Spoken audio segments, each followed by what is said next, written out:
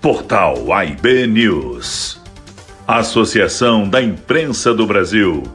Eleições 2020. Olá, amigos eleitores do município do Rio de Janeiro. Me chamo Alexandre Fiani, do portal AIB News, da Associação da Imprensa do Brasil. Estaremos entrevistando hoje uma candidata à prefeitura do município do Rio de Janeiro, Glória Heloísa. Seja bem-vinda. Olha, obrigada, Alexandre, obrigada por esse momento de compartilhamento de ideias. Quero agradecer a AIB, vocês que estão nos vendo, nos ouvindo. Eu tenho certeza que nós faremos uma conversa muito produtiva para o eleitor do município da cidade do Rio de Janeiro. Doutora Heloísa, nossa primeira pergunta, como para todos os candidatos, é o quê? O que te levou a vir candidato agora em 2020? Porém, para você tem uma pergunta com um acréscimo. Você largou o seu cargo de juíza, desembargadora, para vir candidata. Você largou mesmo o cargo. Não é uma licença, né? Não, não é. Quero deixar claro, Alexandre, para todos vocês que estão nos vendo, que eu não pedi licença do meu cargo de juíza da infância e juventude, que eu não me aposentei. Na realidade, eu me sacrifiquei, né, por opção minha, para que eu pudesse representar você agora nas eleições no município do Rio de Janeiro. Eu tive a coragem, fui a única que teve a coragem de realmente pedir demissão do meu cargo, abdicar de tudo aquilo que eu conquistei ao longo de 23 anos para ser a sua candidata, para fazer diferente, para representar o povo carioca que está tão abandonado e não tem mais esperança. Mas eu quero dizer para vocês que nós juntos vamos conseguir reconstruir a nossa cidade, porque eu tenho muita energia, muita vontade. Ao longo de 23 anos eu transformei realidade. Na verdade, eu fui a mulher, né, de coragem que construiu de forma efetiva e concreta todas as políticas públicas das pessoas que batiam à minha porta. Então eu resolvi questões relativas ao primeiro emprego do jovem aprendiz, o leito hospitalar, porque eu fui juíza plantonista trabalhando 24 horas de madrugada e a gente via a população realmente sofrendo. A creche da escola, dona de casa, também foi através de muitas decisões minhas que eu consegui fazer e dar essa oportunidade de matrícula escolar. Então eu cansei de ver as famílias indo para o judiciário requerer um direito básico que o gestor deveria ter implementado e não fez. Foi por isso, esse sentimento de indignação, de tristeza, de ver a população sofrendo por coisas que ela realmente já deveria ter em suas mãos, que eu pedi demissão e vim me lançar nesse espaço da política para fazer diferente. Eu conto com o apoio de vocês. Candidata Glória, sendo bem direto e objetivo, preciso de respostas também bem mais objetivas, sobre a sua gestão, o que você considera como prioridade no município do Rio de Janeiro? Quais seriam as prioridades, na sua opinião? Olha, nós temos 6 pilares no nosso plano de governo, mas nesse momento, em função da falta de emprego, da perda de emprego das pessoas, por conta da pandemia, nós entendemos que a geração de renda e emprego é necessária para que a população tenha certeza que o pão de cada dia não vai faltar na sua mesa. E para isso nós vamos valorizar aquilo que o Rio de Janeiro tem de melhor, que é o turismo e a cultura. O Rio de Janeiro é um espaço de encontros. E quando você promove nesses espaços cultura e turismo, você dá oportunidade de trabalho e o primeiro emprego de forma imediata, aquecendo inclusive a economia criativa, que é a nova economia da cidade do Rio de Janeiro. Me diz uma coisa, vamos tratar agora sobre serviços públicos. Com relação ao serviço público, iniciando por educação. Com relação à educação, quais são os seus projetos para essa área de serviço público? Primeiro, a educação precisa ser de qualidade, o que significa dizer que nós temos que ter unidades aptas para receber os nossos alunos. Além disso, nós vamos igualar, né, as condições de ensino, porque a Covid-19 demonstrou a desigualdade digital, então nós vamos fazer uma política de inclusão, inclusive digital. Além disso, nós vamos não só garantir a matrícula escolar, nós vamos estabelecer o horário integral em todas as nossas unidades e inaugurar e valorizar as creches comunitárias, porque as creches comunitárias são essenciais para as nossas crianças e para as mães que terão a certeza de que enquanto estão trabalhando, seus filhos estão num lugar de pertencimento social de cada um deles. Então nós vamos trabalhar com inclusão digital, nós vamos trabalhar com acessibilidade universalizada, que significa dizer que nenhuma criança ficará ou adolescente ficará fora da escola. Nós vamos trabalhar com a inclusão de todas as crianças portadoras de deficiência física, porque criança precisa estar na escola e de fato, a matrícula precisa ser disponibilizada para todos. Eu tenho recebido muitos vídeos de crianças com deficiência auditiva, por exemplo, com deficiência visual, que não têm a oportunidade, né, de estar na sala de aula. Então nós vamos implementar essa política de inclusão integralizada. E claro, combater a evasão escolar e a infrequência escolar, porque agora, por conta dessa pandemia, nós sabemos que os alunos do ensino fundamental, no segundo segmento, muitos deles estão nas ruas, trabalhando para acrescentar a verba ou o orçamento do lado. E isso é inadmissível. Adolescentes têm que trabalhar na condição de jovem aprendiz e estar na escola se qualificando. Então, essas são as nossas políticas mais essenciais para que a educação realmente seja uma janela de oportunidades para o desenvolvimento das nossas crianças, dos nossos adolescentes, que fazem parte do presente, mas também do nosso futuro. E se nós queremos uma sociedade igualitária, progresso, uma sociedade justa, nós precisamos investir na educação. Candidata Glória, me diz sobre o serviço público de saúde, que vivemos já um caos há muitos anos e principalmente agora no período de pandemia. O que você tem de propostas e projetos para essa área?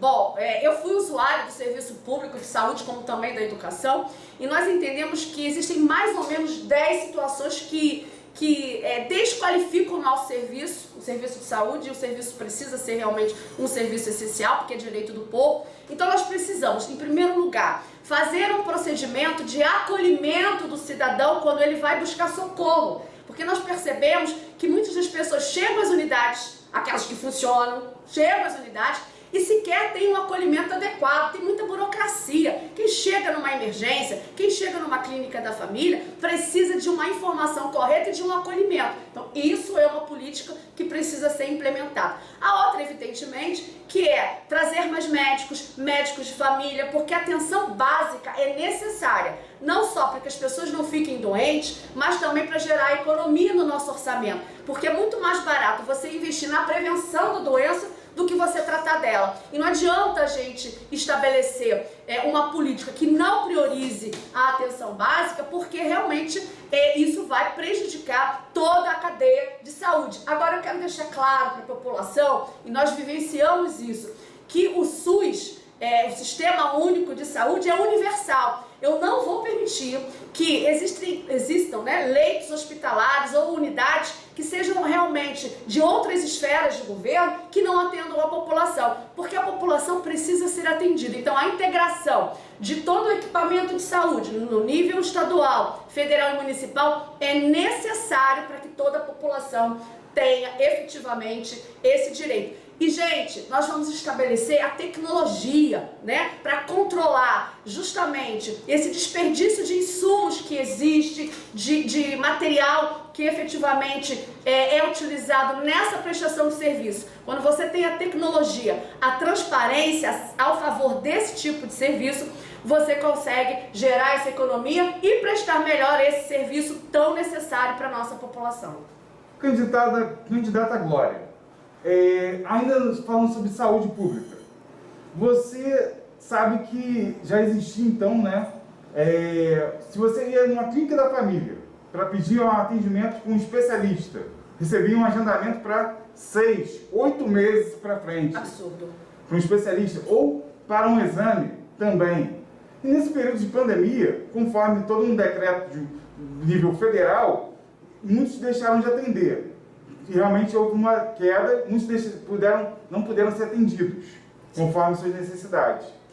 Imagina agora, supondo, pós a pandemia, se antes já tinha tido um atraso de 6, 8 meses para o agendamento, vai se multiplicar, não sei nem informar o quanto vai multiplicar esse atraso.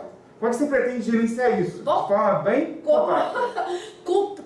Primeiro com boa vontade, né? Porque o que a gente não pode admitir é que essas filas, né, do CISREG, dessa forma de trabalho, atrapalhem, né, a saúde da população. Isso é desumano, isso é um absurdo. Então a nossa gestão no segmento da saúde será humanizada. E para isso nós teremos a tecnologia, a transparência suficiente para otimizar, né, a possibilidade de que as pessoas que estão esperando nessa fila tenham rapidamente, de forma imediata, essa prestação de serviço. Então essa também é uma outra plataforma de trabalho. A gente viu aqui nesse período de pandemia que tiveram mutirões. Então vamos fazer mutirões também para diminuir esse gargalo na consulta, nas intervenções eletivas, médicas. Tudo isso tem que ser planejado. Quando você tem planejamento, quando você identifica o problema e tem a transparência suficiente, você consegue resolver. Então, em termos de saúde, nós faremos pequenos atos, né, pequenas ações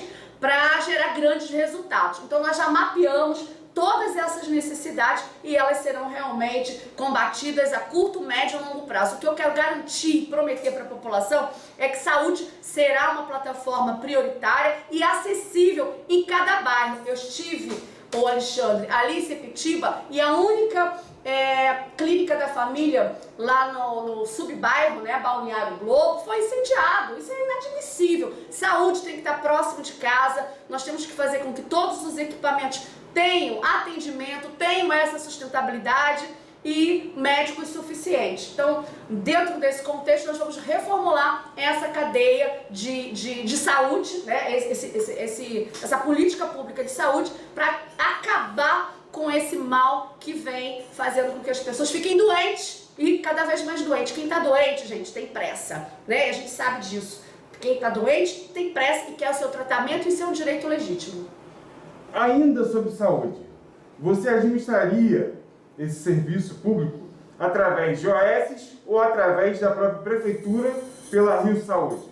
Bom, nós sabemos as dificuldades que existem, né? Todos nós sabemos, contra fato não tem argumento, em relação às OS e também em relação à Rio Saúde. Eu penso que ambos são instrumentos que vão viabilizar essa saúde prioritária e rápida para a população. O que nós não vamos permitir é que quem utilize desses equipamentos não faça o seu trabalho com eficiência, com qualidade e com o resultado que a população espera. Então, eu sei que em alguns lugares as OS, elas foram, digamos assim, utilizadas, são utilizadas e deram o resultado esperado, assim como a Rio Saúde.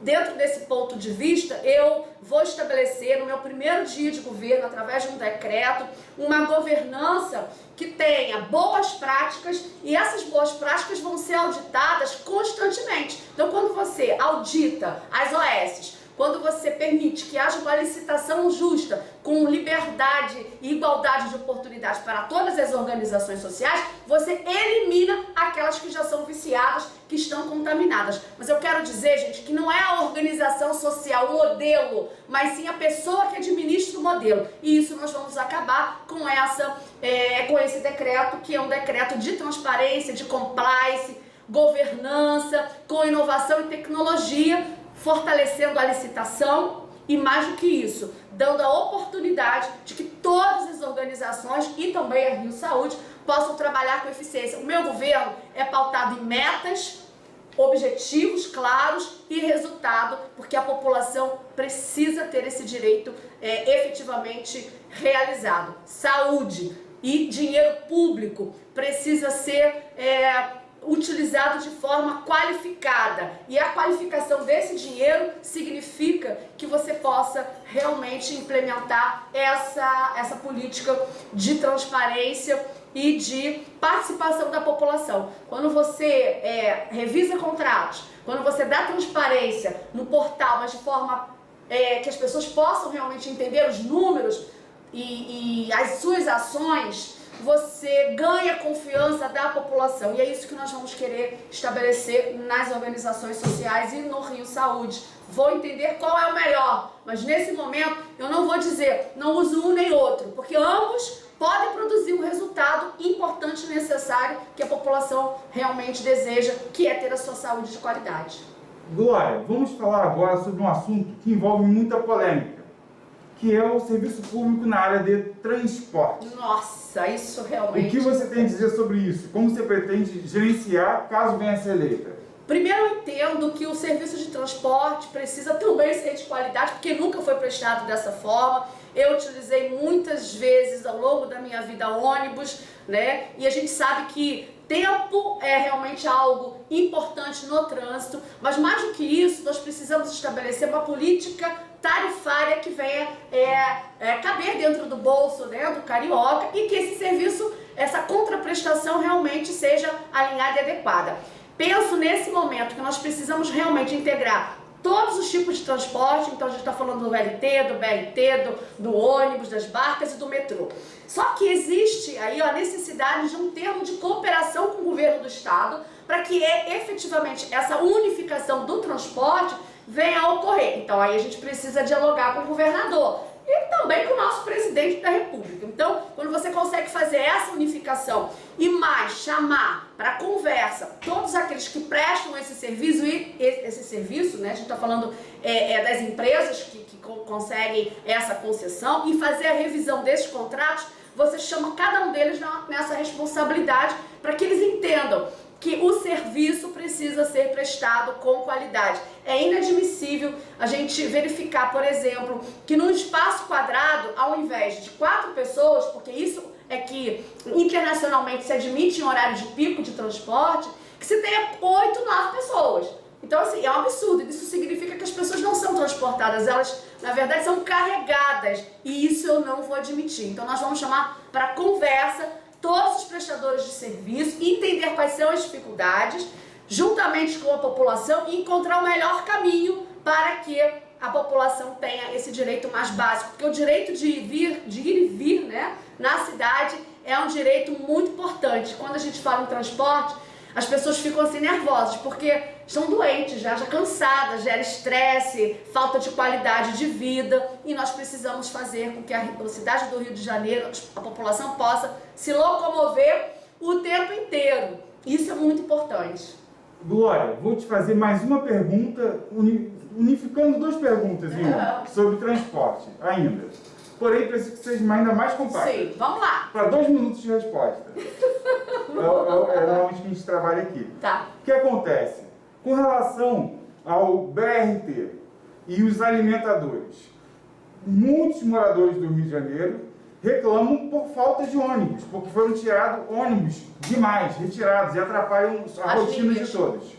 Então, você seria a favor ou não da volta de ônibus que foram retirados de linha? E com relação a Transbrasil, você planeja como terminar essa Transbrasil? Em qual prazo? Quais são as suas visões sobre esses 2 assuntos sobre transporte? Bom, a implementação desse sistema de BRT, né, já foi inadequada justamente porque, ao invés de se tornar mais uma opção para muitos moradores, se tornou a única opção, já que muitas linhas, né, de ônibus utilizadas deixaram de existir. Eu posso falar dos meus pais, por exemplo, da minha mãe, que se utilizava de uma linha de ônibus quando vinha de Jacarepaguá para minha casa. Então, do meu ponto de vista, tudo aquilo que agregar, né, e facilitar esse meio de transporte, ou melhor, o transporte público, a locomoção das pessoas, precisa ser realmente implementado. Então, eu sou a favor de que novas linhas, ou as linhas que já prestavam esse serviço, voltem juntamente para que trabalhem em harmonia com o BRT, porque o sistema do BRT é bem diferente do ônibus, porque o BRT é um transporte de grande massa, né? Eu não gosto nem de falar massa porque parece que é coisa, mas não, de transporte de pessoas em maior quantidade, bem diferente com relação aos ônibus. Então, nessa pergunta, a gente entende que é necessário que as novas linhas ou as linhas antigas voltem a funcionar em parceria com o BRT. Com relação ao término da obra da Transbrasil, a gente entende que há realmente a necessidade da finalização dessa obra por 2 motivos. Um, porque a Transbrasil, né, na realidade uma obra que precisa se finalizar, né? A obra está inacabada, isso gera, digamos assim, a percepção de abandono. É dinheiro público que já está investido ali, então essa obra precisa se finalizar. É o coração da nossa cidade, é uma via de comunicação com outros municípios, então daí a importância do término dessa obra. Agora, para terminar essa obra, de forma muito clara, porque eu só prometo aquilo que eu vou cumprir, eu vou entender quanto custa exatamente o término dessa obra, para saber onde eu vou buscar dinheiro novo, né? Então, estou falando buscar dinheiro de outros lugares para fazer essa finalização. Para isso, eu preciso que a atual gestão demonstre para você, cidadão, qual é o caixa que ela vai deixar para que no primeiro ano de governo o próximo prefeito venha executar. Então, a esperança é que tem solução. Nós vamos conseguir trazer dinheiro novo para que todas essas necessidades paulatinamente venham a ser resolvidas. Pois bem, falando agora sobre serviço público de segurança, que também é algo muito polêmico no Rio de Janeiro e muitas pessoas acham que é dever somente do Estado. Porém, a Prefeitura também tem sua área de atuação, através da Guarda Municipal. O que você tem previsto para, caso vir eleita, atuar na área de segurança? Bom, a segurança pública, ela precisa ser entendida de uma forma ampla, com um conceito, inclusive, mais moderno, do PNUD, que é a segurança cidadã. Segurança cidadã significa um diálogo, um termo de cooperação técnica com todas as forças de polícia, inclusive com o cidadão, no enfrentamento a essa questão da violência urbana e da criminalidade. A Guarda Municipal, ela é fundamental para a modificação desse quadro que existe hoje. Então, eu quero dizer que quem diz que segurança pública é do Estado, somente do Estado, tem uma visão equivocada. A Prefeitura, ela pode protagonizar a questão da segurança através da Guarda Municipal, que será utilizada nesses espaços de convivência, onde a gente inclusive fomenta o turismo. De que forma? Fazendo atuação primária, de forma preventiva, uma política de abordagem com o cidadão, de aproximação, estabelecendo esse compromisso. Todos nós sabemos, Alexandre, que a Guarda Municipal, por lei, já conquistou a possibilidade de se tornar armada, porque houve uma alteração na sua destinação. Então, hoje a Guarda Municipal, ela está além, né, da questão de conservação de prédios públicos, de fiscalização de trânsito. Hoje, ela pode ser utilizada e deve ser utilizada para a defesa do cidadão. Então, a maior polêmica é se ela vai se tornar armada ou não. Legalmente, já existe essa possibilidade, é uma conquista da corporação. Mas eu entendo que a utilização da arma letal não é suficiente para combater as causas que envolvem a criminalidade ou a violência urbana. Então nós temos que tratar essas causas, e a política social é importante porque ela transforma. Ao lado disso, a Guarda Municipal armada, mais um grupo, né, armado, que seja realmente qualificado para a utilização dessa arma tão letal. Então a gente vai estabelecer protocolos, a gente vai conversar com a população, porque eu tenho convicção que a população precisa fazer parte desse processo de transformação, né? É importante que ela seja realmente ouvida, e aí nós vamos criar esse protocolo e saber qual é o efetivo da Guarda Municipal após a qualificação dela, né? Que vai se utilizar da arma para ajudar na prevenção primária, porque a política de repressão aos crimes fica com outro segmento das polícias. Então, a integração da Guarda Municipal na força de segurança para atuar com as demais polícias é importante. Um vai atuar na prevenção e o outro vai atuar na repressão. E a Guarda Municipal precisa ser valorizada, e nós vamos protagonizar esse papel fundamental dentro da pasta da política pública de segurança, porque eu sempre disse que a cidade do Rio de Janeiro precisa se tornar a extensão do quintal da nossa casa. E o quintal da nossa casa é um lugar seguro, tranquilo, onde você possa realmente receber amigos e conviver. E ser realmente um lugar bem cuidado, né? Então é por isso que eu entendo que o prefeito pode atuar de forma inaugural, protagonista desse segmento, para que você, cidadão, tenha certeza que a cidade do Rio de Janeiro vai se tornar mais segura e você vai poder receber os seus turistas, os seus amigos e conviver melhor em toda a cidade.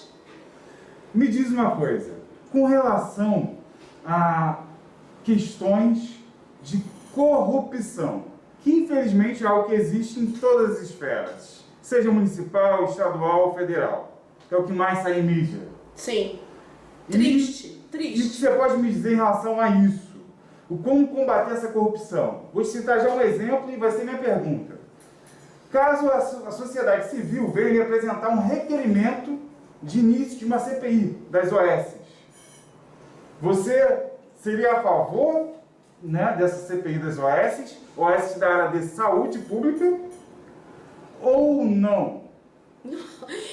Com certeza eu seria a favor, primeiro como cidadã, porque se existe um indício, uma suspeita de corrupção, enquanto cidadã que também paga os meus impostos, eu sou a primeira, né, a estabelecer esse compromisso para que o Legislativo, né, a Câmara dos Vereadores, que tem, digamos assim, essa competência inicial, promova esse procedimento e tudo venha a ser realmente averiguado. Então, o gestor que não tem esse compromisso de dizer que é a favor, ou pelo menos de estabelecer um diálogo no sentido de esclarecer para a população, essa situação está indo na contramão de direção da transparência, da legalidade. Chega de corrupção. Nós precisamos entender que o Legislativo, juntamente com o Executivo, então estou falando da Câmara dos Vereadores junto com o prefeito, eles precisam estar alinhados juntos, porque o benefício é da população e o dinheiro público é da população. A administração pública, Alexandre, é um instrumento para facilitar a vida do cidadão. É um instrumento onde você vai, de forma transparente, mostrar onde você está colocando o dinheiro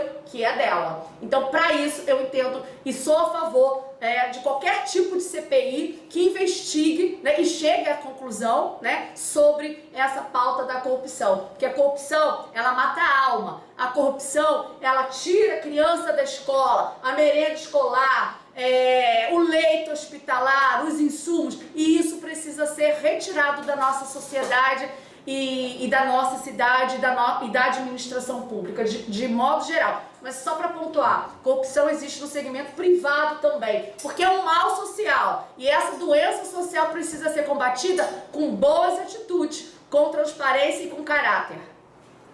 Glória, vamos falar agora sobre questões quase que inexplicáveis.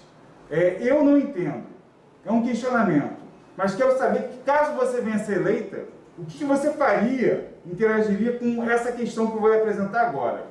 Sabemos que os candidatos a vereadores vêm para representar o quê? O povo da cidade, do município do Rio de Janeiro. E isso eles fazem o quê? Cobrando, sendo fiscais, né, do executivo. Sendo fiscais do executivo.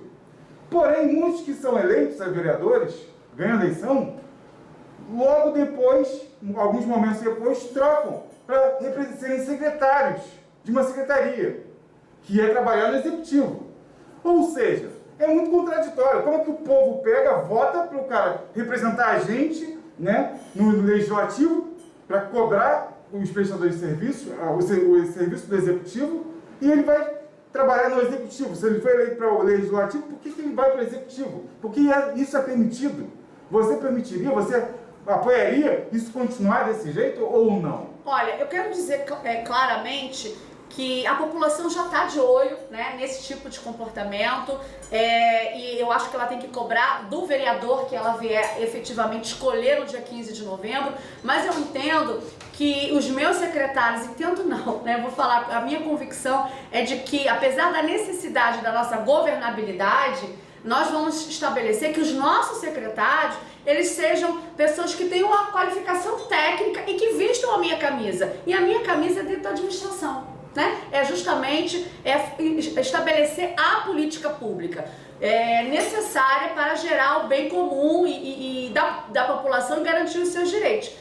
Esse é o meu compromisso, que os meus secretários estarão trabalhando em prol da administração pública e da realização dos serviços mais básicos da população. Em relação a essas opções, cabe à população fazer a sua escolha de direito nesse momento em razão de tudo aquilo que ela já verificou ao longo dos anos. Pois bem, estamos chegando praticamente na nossa última pergunta. Eu gostaria de saber se existe em mídia algum assunto que está sendo trabalhado, assunto polêmico, que você queira trabalhar e explicar aqui para o povo, para os nossos eleitores.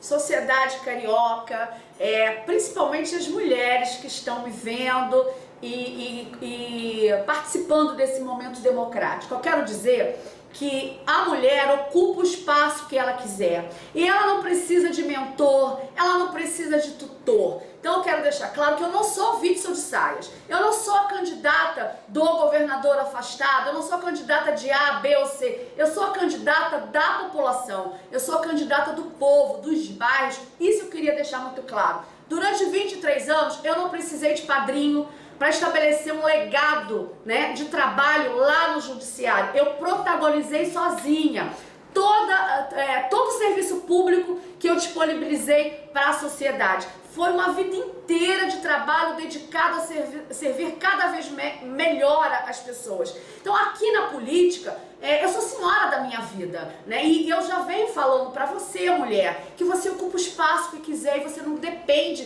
de absolutamente ninguém, porque você, enquanto ser humano, tem habilidades, aptidões, né, que vão ser desenvolvidas a partir das oportunidades que a nossa sociedade estabelece. Então essa é uma polêmica que eu quero deixar muito clara. Eu não sou a candidata do governador, eu não sou Witzel de Saias, eu sou uma mulher, né, que tem força, que tem coragem, que tem energia e que foi sempre senhora, né, de si mesma. Foi por isso que eu estou aqui, para mostrar que a mulher tem condições de governar, porque o governo da mulher começa dentro de casa. Ela tem habilidade para estabelecer uma política entre filho, entre o marido, trabalha também. Então ela vai desenvolver essas habilidades, né, de relacionamento e produzir o seu melhor também na área da política. Vamos desconstruir esse preconceito. Parece que a mulher não tem aptidão política. Claro que tem. E é isso que eu estou demonstrando. O meu exemplo de